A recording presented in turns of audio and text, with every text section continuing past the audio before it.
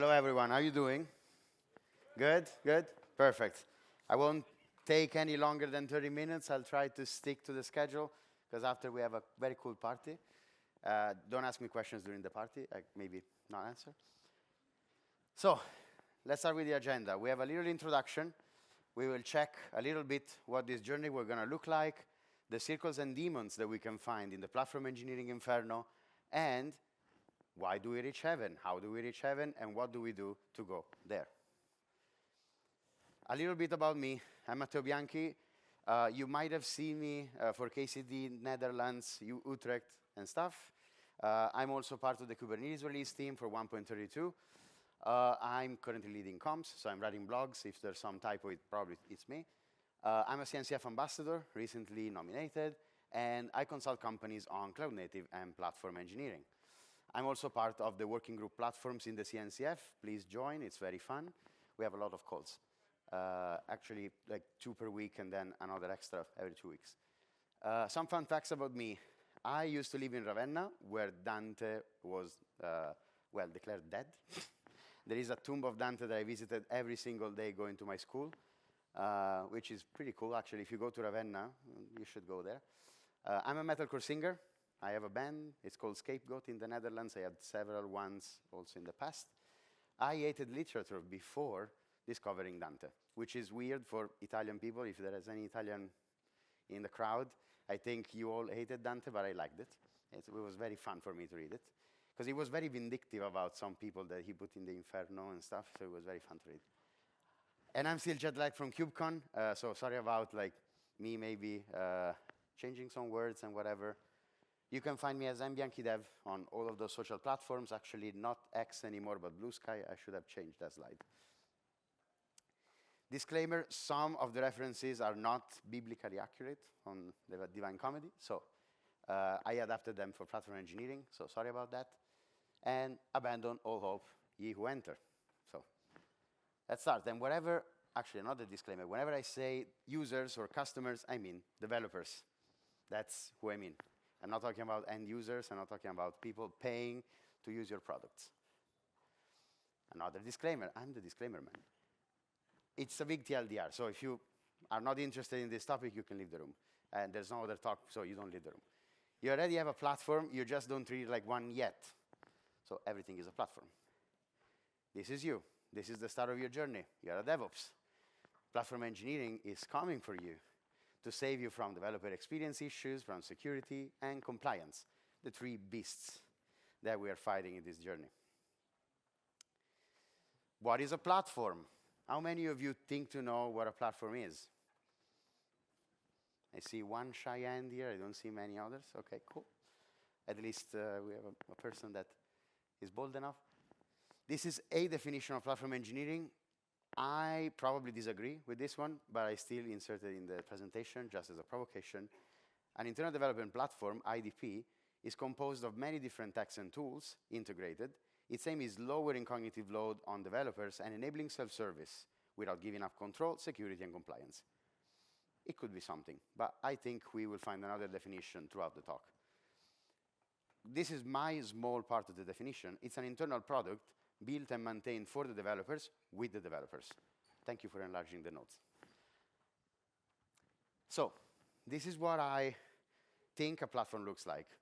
And especially in case something goes wrong, which is not considered in many, many talks that I see about platform engineering, you should have a break glass solution. Because your platform can break. It's a product. Your APIs can stop working. It's another part of your infrastructure that can fail. So I would say the fundamentals are having APIs. So the API is the fundamental construct in an internal development platform. And internally, you have golden paths, defaults, and policies, a CI/CD, infrastructure as code, GitOps, and repositories. This is the main components of a platform. Their APIs, they still communicate with a cloud provider. There's no escape from that unless you're on-premise, but bear with me. Most of the workloads are not on-premise anyway. I might be wrong in a couple of years, I hope. In the cloud provider, we need to provision infrastructure, virtual machines, manage Kubernetes services, storage, computing, whatever, and network. of course, we also have a break glass solution, which is the cloud provider UI and CLI, which I think it's really important that we can use in case something fails. We start with the Inferno, with the definition of Inferno. We are at the very top. We don't want to end at the very bottom where, like, Lucifer is. The Inferno is made of circles, but also platform engineering is, a bit like an onion. Someone is a fan of Shrek here, maybe? It has layers. We don't venture into each layer deeply. We just touch some of them. And so there won't be a one-on-one relation between platform engineering and the scenes that Dante experienced in the various circles. Of course, each layer is a different scene, and we're gonna now count them. Don't read all of that. It's like really, it's really part of my thing of doing the Dante gimmick. So that's for later. I have the slides also for you, so you can listen and read later. Limbo. Legacy developers. This is where we start. We can't blame them. They were born when platform engineering was not there. Like, they were born with COBOL. They were born with, like, Visual Basic. So, yeah, they just never had the opportunity of using platform engineering. At the same time, we have an eternal discussion between the remainings of the people that are trying to adopt platform engineering. There is the evergreen build versus buy, and I would say versus adopt versus integrate dilemma. And these developers are doomed to stay here until 5 or 8 reads on the dice. So, Jumanji quote, no applause? Okay, tough crowd, tough crowd. So, what do we do when we are in the limbo? What we can do? A platform enables your team to focus on your core business. This is fundamental. I'm skipping every single other phrase, because that's the core of this slide. We really need to think of about our platform to enable our core business. I know we developers, we like to build stuff from scratch, reinvent the wheel, but we need to relate our platform value to the business, because the business is paying for us to build the platform. So they have some say in it, even if sometimes we hate the business part of our company, but we should not. It pays our bills and the cloud provider bills. So ask your developers what they need, observe where they spend the most time, and act accordingly. You should solve their problem. You should try to break all the bottlenecks that you find.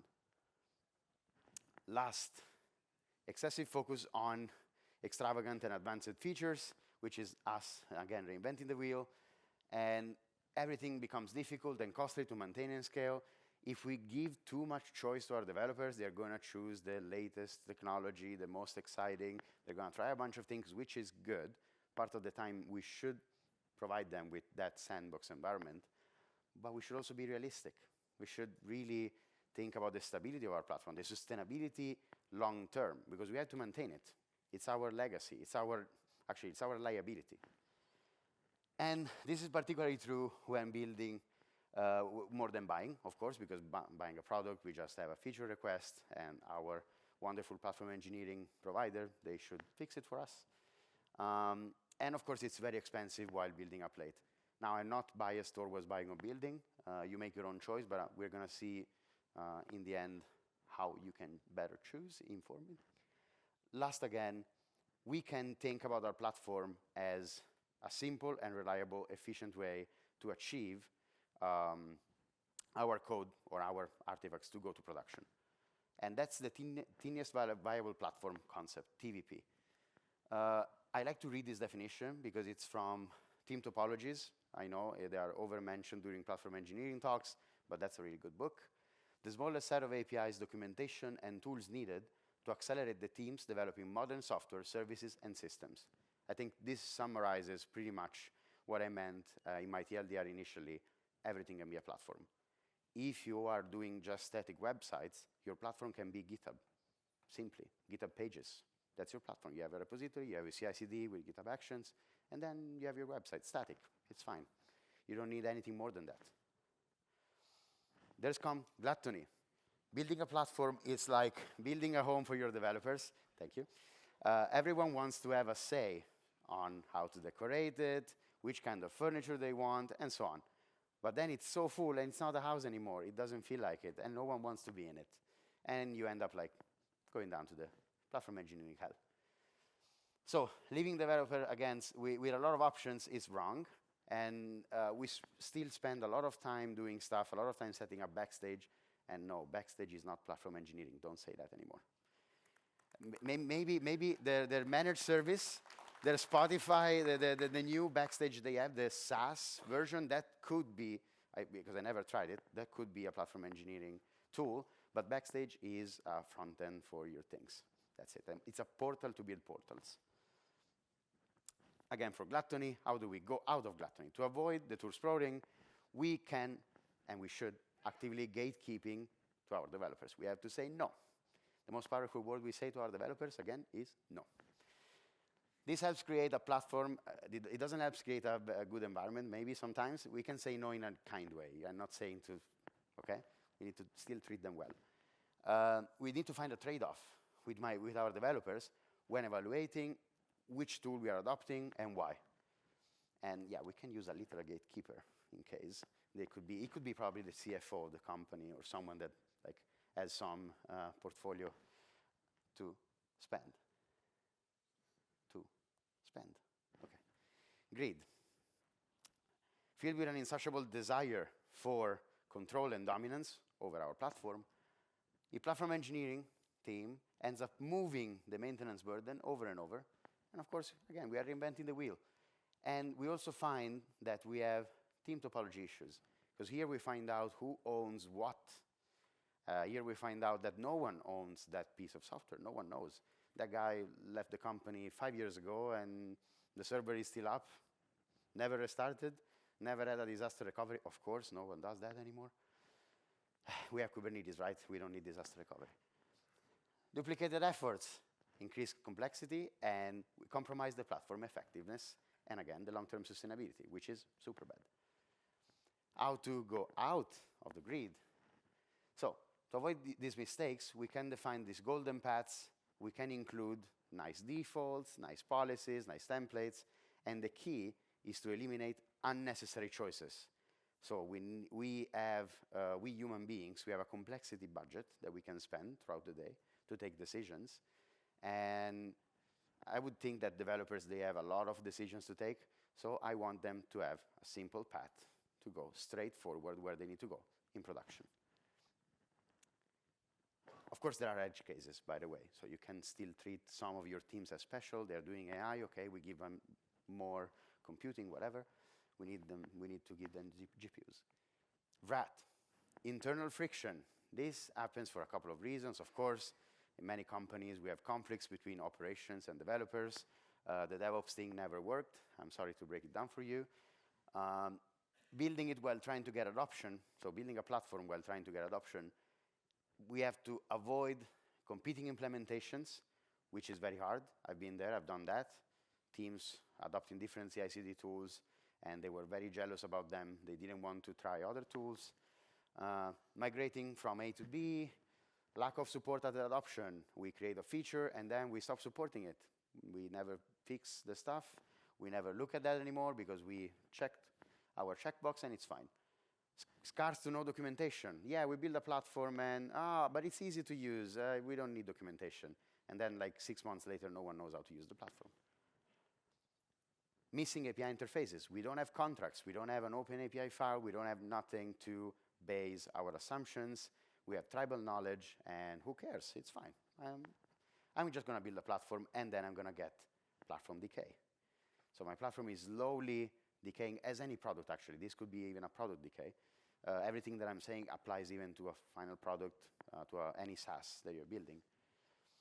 There is a very cool blog that Sintasso wrote about platform decay. The link will be available in the slides, which are public. To minimize friction, I think there should be these steps. 1, start with small and value-driven steps. Again, the platform can be small. It can be even just GitHub for initially. What is the most time-consuming task? And we break it down, and we solve it. Avoid all-in-one auto-magic solutions. You can go step by step. You can implement your platform gradually. You don't need to solve every problem at once. Survey your users after every major iteration or major release, or even like if you do just one major per year, you can choose to do like every 3 months a survey. Not a lot of questions because people, they don't want to do long surveys, so like 5, 6 questions max. Keep day 2 in mind to drive adoption, because if I can onboard myself, but then no one is supporting what I'm doing, then probably I'm going to abandon the platform at some point and go back to my old automated way, to my old bash scripts. And yeah, you just lose every of your users. Define simple and future-proof API interfaces. What I mean for future-proof is, for example, if you have an API that seemingly needs only one input, make it a list, because maybe in the future it's going to be a list. So I don't think about over-engineering, but like these simple things. If you are manipulating a policy with an API, you can manipulate multiple policies. Why not? So make it a list. Heresy. Platform engineering can, and probably it is, seen as heretic by management initially, because they don't see the value. And that's on us. It's not on them. Because, of course, they don't see the value, because we spend a lot of money to build this platform, and we are not going faster. So we need to calculate the return of investment. I know it's a boring word. I know it's finance. But we need metrics to measure the impact of the platform. We should share these metrics in advance with management. So we need to have someone, maybe not the single platform engineer, maybe a lead, maybe a middle manager, to come on our side, sit with the higher management, with the CFOs, with the C-level of the company, and say, hey, we need to build a platform. These are the metrics that we will use to measure its effectiveness. And then we can justify the budget spending, we can justify everything to the finance or FinOps teams.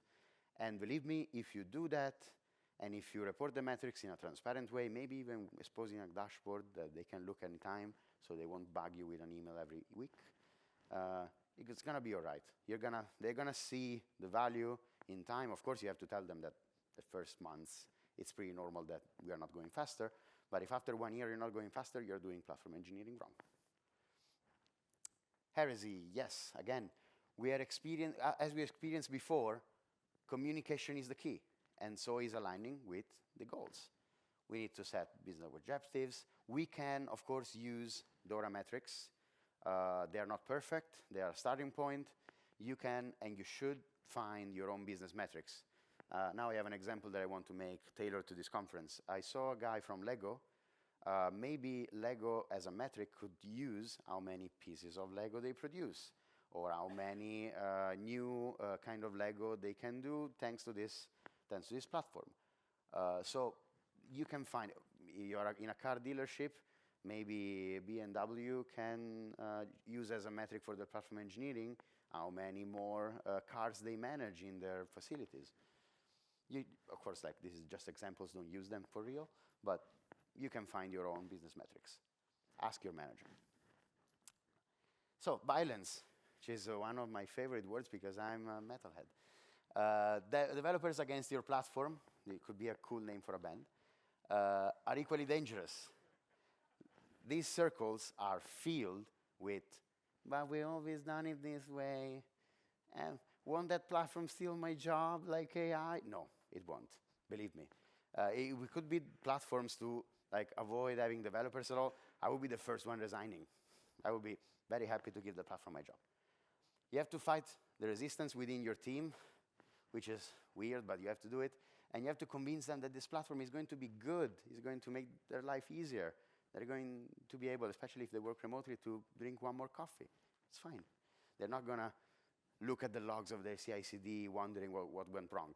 They're going to receive an email, hey, this went wrong, fix it. And then it comes the cycle of fraud. So, build, deploy, operate code. How many of you know this flow schema, flow chart, whatever? Raise your hands, don't be shy. Cool, lots of you. Whoever ended up here kept lying about the software development lifecycle. Probably they forgot about something. It looks a bit more like this one. Like, no one told me that if I have to develop something, I have to own it, and then I have to secure it, and then I have to think about the infrastructure. and they have to think about Kubernetes, about instrumentation, monitoring. I'm exhausted. I'm not doing any of this. I want a platform that does it for me. I want that external layer contains all of this. I want just to push code to my repo, and I'm fine. I receive just a URL with my API, and it works. Treachery, because this is treachery. Here, everyone has been betrayed, and we got a platform, but it's a labyrinth of tools. It's nothing good for you, and everything is slowly going to shit. So we have to find our platform market fit, and this is something that I apply to product too, the product market fit. We need to find a platform that solves the real problem of our developers, and in order to do that, we use the same exact techniques of product management. We survey the user, we iterate fast, we look for their feedback, and in this case, we are very lucky because our users can also be part of the team that builds the platform. We can onboard them. Part of our software developers are going to be building the platform because, yes, platform engineering teams should have developers inside of them, not only infrastructure people, because that is just operations 2.0, and which is just Jira ticketing going over and over. This is a slide that I really like, which is how to consider buy versus build. We can work together to make a little game. Are we tracking the DevX metrics or any like business-related metrics? No. Start defining them and track. Is your developer team overloaded and is delivery suboptimal? If you say no, you're lying. But let's say no. Are you tracking delivery metrics? Because probably that's the thing. No. Start defining them and track. So yes, our delivery is shit. Is it understaffing or cognitive load? Understaffing is a thing. So maybe we need more developers. That could be the thing.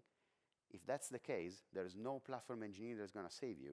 You need to hire more developers. Then maybe you'll still need to build a platform, but you need developers to do that. Cognitive load. You probably need platform engineering. Yay. How many dev teams you have? Less than 3. I would consider buying a platform. I would not probably build myself a platform. It's complicated. We need to maintain it. We need to evolve it. We need to support it. If I have more than 3 dev teams, which usually means that I have more areas, maybe I have even multiple products inside my company, it could be useful to really build a platform because I can streamline the operations of multiple teams and multiple products. Now, that number 3, where does it come from? It's just my opinion. So you can fight me about it. You can say, no, it's 5, no, it's 7. Find your number. It doesn't matter.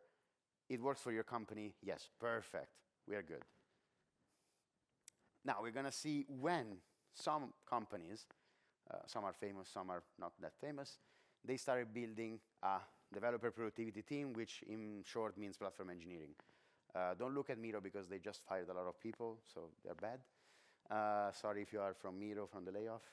Anyway, we have STEM, Mercury, Tempad. I can't read the other names, but anyway, the thing is, it depends on the company.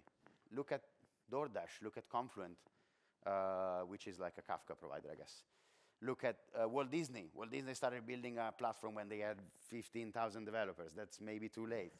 But some companies, they just build it when they have 100 developers, less than 100, 500. It's fine. You choose your own number again. It has to work for your platform. It has to be a moment mature enough in your company to have that kind of conversation, because it's not really an easy kind of conversation to have. So this is a big TLDR, which is going to be longer than the presentation itself, probably. It's all about company, culture, and people. You, all of you. You cannot enforce platform engineering top-down. How many of you are platform engineers currently, or they are defined as platform engineers? You can even self-identify. Doesn't have to be written on your contract. Go, don't be shy. Cool. How many of you still keep the hand up? How many of you were chosen to be platform engineers? Keep the hand up. Okay, a bit less, but not that much. So cool. You were not forced into the job, at least. Buy if your platform need is already well solved. Again, if your business is simple, if you are deploying static websites, there are countless platforms. Even WordPress is a platform.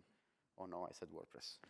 But yeah, it works. If you are a web agency and all you do is building the same website over and over for different hotels, just changing some graphical assets, just do it. Just use WordPress. It's fine.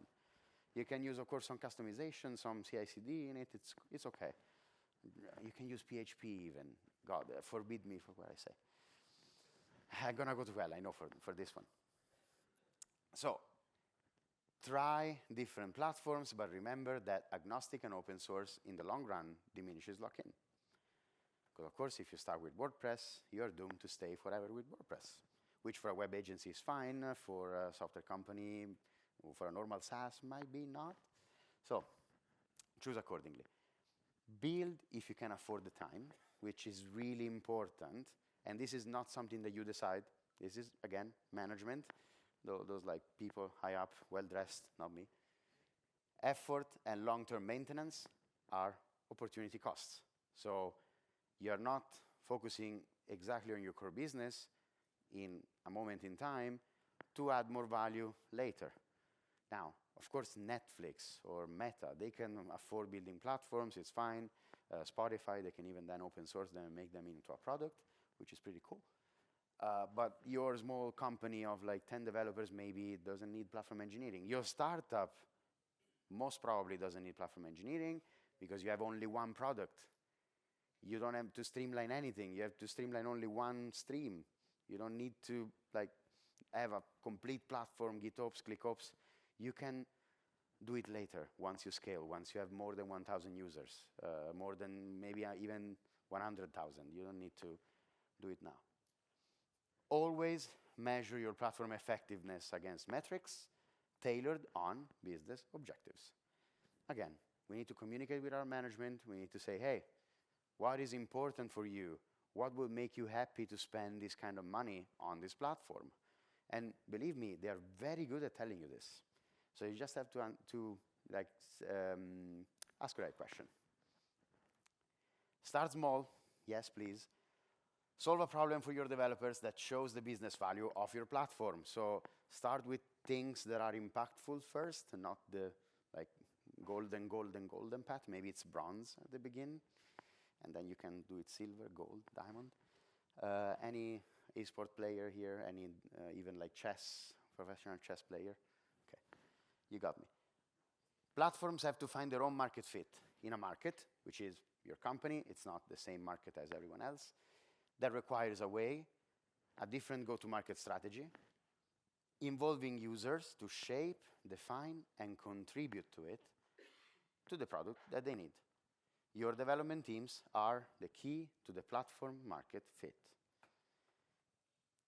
These are the resources, part of it, that I used for this presentation and some that I created for it.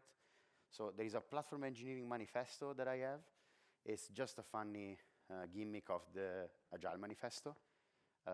And this is not Scrum. I'm talking about the good thing. A work in progress platform engineering roadmap. This is more for like, roadmap.sh, kind of like that, but for platform engineering. You can contribute to it. I'm very, very open to PRs and even to donate it to some organization if they look nice enough. An illuminating post by Martin Fowler about platforms. I found it like really, really illuminating for me, and part of the content is in the presentation. This slide deck is public at that link, but anyway, I'm going to update it because this is a V2. I did it already at DevOps Days Amsterdam. Credits, Slides Carnival for the slides. I'm not a graphical person. I actually suck at this. Pexels and Pixabay for photos, and actually, I also used some artists that I know that are illustrating the platform, the Dante's Inferno. The tag up delivery of the CNCF, which provides me feedback to this presentation, because I'm part of it. And please join tag up delivery, cncf.io, working groups platforms. I hope someday we will be a tag. Whoever is in the CNCF will know what I mean. And thank you for attending this talk. Thank you, KCD Denmark organizing team, for having me on this stage.